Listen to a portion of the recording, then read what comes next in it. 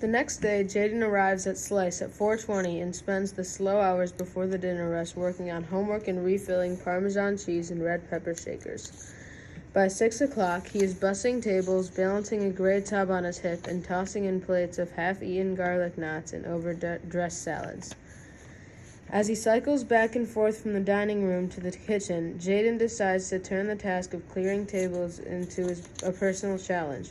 Before every trip around the dining room, he checks the clock on the pizza oven and logs the time in his mind.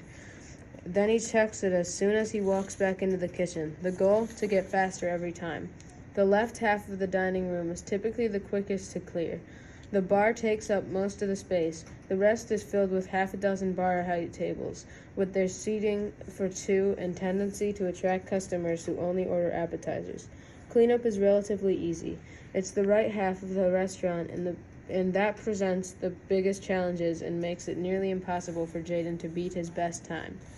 It's where the larger groups are typically seated. The birthday parties and the families with the toddlers who throw pepperoni on the floor and sprinkle salt on the table. That side is much harder to clean. Jaden is wiping a puddle of ranch dressing off a chair, the last step before he can drop his tub in the kitchen and start the next round. When Tamika, Anthony, Chris, and Dex sit down at a four-top in the middle of the restaurant, he didn't see them come in, but the voice he hears calls out his name is unmistakable. Jaden looks up to see Anthony standing at their table, his hands cupped around his mouth in a makeshift megaphone. "Shh, you're being too loud," Tamika says to him, and Anthony slinks back into his seat next to her without another word. Reluctantly, Jaden drops his rag into the tub and heads over to the table, dirty dishes in tow. "How long have you been working here?" Dex asks as Jaden steps up next to their table. Jaden glances over his shoulder to make sure Rowdy isn't watching. "I don't know, a couple weeks, I guess." "Wow," Dex says. "I thought you weren't at hoop group practices because you were playing with the Ballers." Jaden notices how Chris's face falls at the mention of his dad's new team, but he got his own issues to deal with. "Nah, man," he says to Dex. "I've been here at the restaurant." Jaden anticipates that one of them is going to ask why he never said anything about his new job, and his muscles go rigid as a reflex. "So," Dex says, "if you're not playing with the Ballers, does that mean you can come back to hoop group?" Jaden breathes a slight sigh of relief. Dex's question doesn't have an easy answer either, but at least it's not the question Jaden thought he would ask. "I wish I could," Jaden says solemnly. "Why can't you? Why don't you mind your business?" Tamika says, elbowing Dex as her eyes flash with embarrassment. "It's cool," Jaden says to the group, and to Tamika specifically. "My mom lost her job, so I've been working here in afternoons to help out. I don't make a whole lot, but every little bit counts." Dang, Jaden, Dex says. I didn't know." Jaden shrugs. "It's cool." "You sure?" Anthony asks. He knows too well how quickly cool and spiral into not cool, and then even quicker to terrible. "Yeah, we are," Jaden Mumble says. "I mean, that's what my grandma and Grams said. Grams owns her house, so it's not like if we miss a payment and we'll get kicked out. Like if we were renting, I think. Like if you're paying a mortgage. You get more time from the bank or something. It's like 3 or 4 months before they foreclose." "Yeah, I think you're right," Tamika says, nodding, even though she's never once worried about whether she'd have a home and really has no clue how these things actually work. Jaden smiles to keep the water that is pooling in his eyes from falling. He hates talking about his family like this, like his mom is some kind of helpless victim. Really, she's the strongest person he knows. She sacrificed so much to raise Jaden. Now, instead of making even tiny steps forward, she's on the brink of losing everything. "I'm so sorry that happened to your mom, and I totally get why you can't come to hoop group right now," Tamika says. "But if things ever change, just know we'll have a spot for you." Jaden nods and says thank you. Then, with his eyes burning from salty tears, he gathers his tub and gets back to work. Back in the Slice kitchen, Jaden hands a stack of plates to the dishwasher and turns around to find Rowdy standing behind him. "Looks like you're all caught up on your tables," he says. "If you got a second, I want to holla at you real quick." Jaden is worried that he might be in trouble for talking to his friends while he's on the clock, but he says sure and follows Rowdy out to the back door of the restaurant.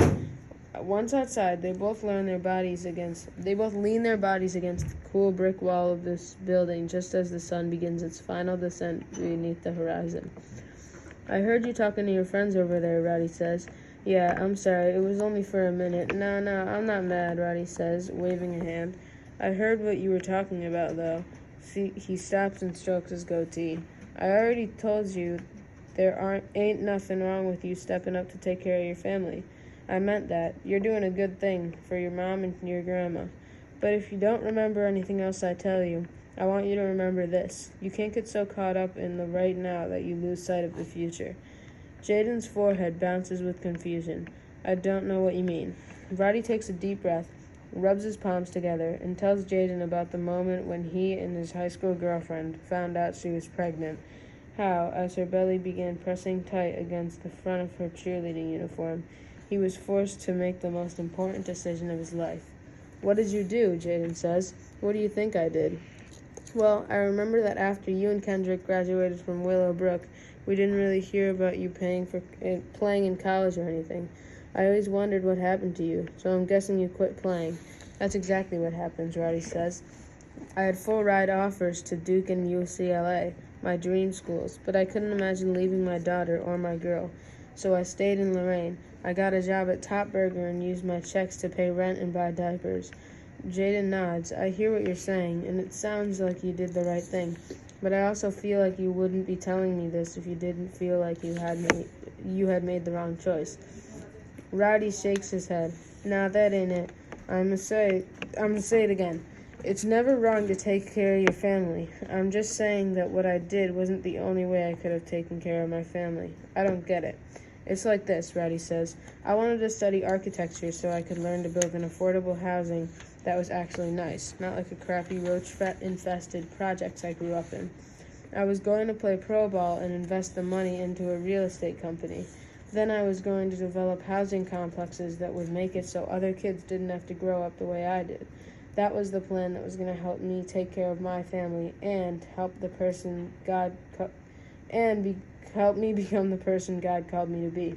But not going to school meant that I wasn't hooping at all, so I couldn't get to the league. And since I was working at Top Burger instead of studying architecture, I couldn't pursue that part of my dream either.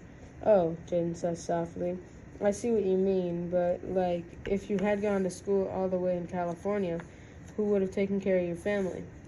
That's a good question, and it's a question that I didn't have the answer to back then. I really don't have the answer now, either. I just wish I would have had more faith, like my grandpa always said. Faith in what?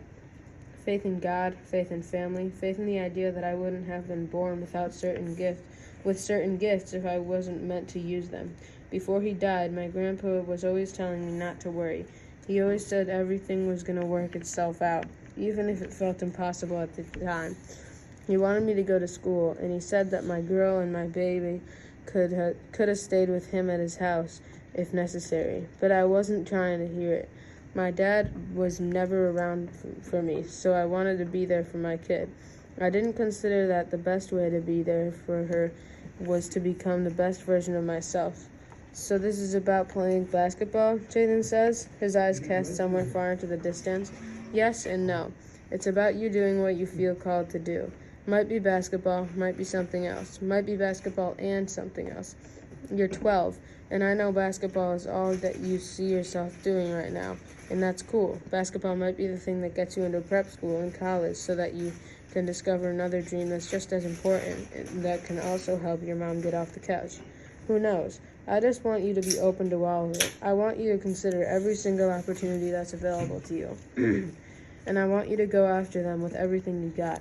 Roddy pauses and cocks his head slowly. Yo, you ever been on a plane before? Nah, Jaden says. My mom said we were going to fly to Disney World for spring break one year, but then she ended up having to work. Man, I'm sorry to hear that, Roddy says. Disney's dope, but I actually asked you that because whenever you do take a flight, before the plane takes off, the flight attendants are going to come out and give you all safety rules.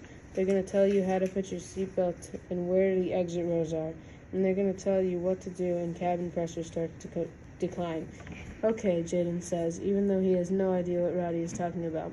Basically, the flight attendants tell you that if the cabin suddenly loses pressure, It'll be hard to breathe. An oxygen mask will drop down from the ceiling. And you're supposed to put the mask on, right? Exactly, Roddy says. And you're supposed to do that before you help anybody else put their masks on. Even if you're flying with your young kids or your old grandparents, you put your oxygen mask on first. But what if your kid is like a year old or something? A baby can't put his own mask on. That's true, and you can help them, but not until you've put your own mask on first. Jaden searches his mind for understanding, but comes up short. How come? Well, Roddy says with a smile, you can't save anybody else's life if you're already dying.